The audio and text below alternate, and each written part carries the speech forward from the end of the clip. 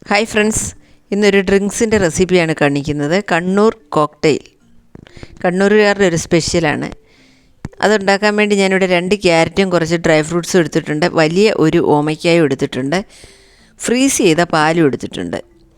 ഇനി ആ ക്യാരറ്റ് നമുക്കൊന്ന് വൃത്തിയാക്കി എടുക്കണം. അത് ഒന്ന് വേവിച്ചെടുക്കണം.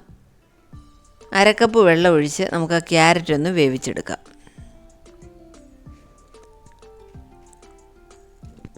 കണ്ണൂരുകാരുടെ ഒരു സ്വകാര്യ അഹങ്കാരമെന്ന് വേണേലും പറയാം.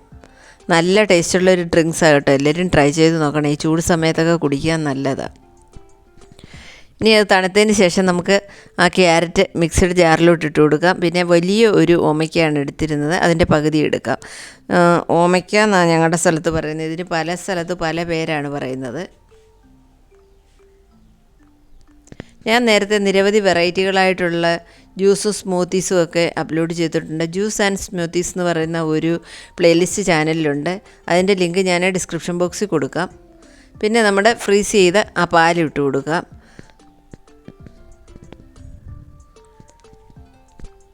പിന്നെ മധുരത്തിന് ആവശ്യത്തിന് പഞ്ചസാര ഇട്ട് കൊടുക്കണം. ഞാനിവിടെ 3 ടേബിൾ സ്പൂൺ പഞ്ചസാര ഇട്ട് കൊടുത്തത്. പിന്നെ ബാക്കിയുള്ള ആ പാലും ഒഴിച്ച് കൊടുക്കാം. ഇനി അത് നന്നായിട്ടൊന്ന് അടിച്ചെടുക്കണം. നിങ്ങൾക്ക് പഞ്ചസാര വേണ്ടെങ്കിൽ കണ്ടൻസ്ഡ് മിൽക്ക് ചേർത്താലും മതി. അതിനെയും അടിച്ചതിന് ശേഷം അതൊരു പാത്രത്തിലോട്ട് ഒഴിച്ചു കൊടുക്കാം. ചാനൽ ഇതുവരെ സബ്സ്ക്രൈബ് ചെയ്യാത്തവർ സബ്സ്ക്രൈബ് ചെയ്യണം. ഫാമിലിക്കും ഫ്രണ്ട്സിനും ഷെയർ ചെയ്യണം. എല്ലാ റെസിപ്പികളും എല്ലാവരും ട്രൈ ചെയ്ത് നോക്കണം. നേരത്തെ നമ്മൾ എടുത്തു വെച്ചിരുന്ന 2 തരം ഉണക്കമുന്തിരി ചേർത്ത് കൊടുക്കാം.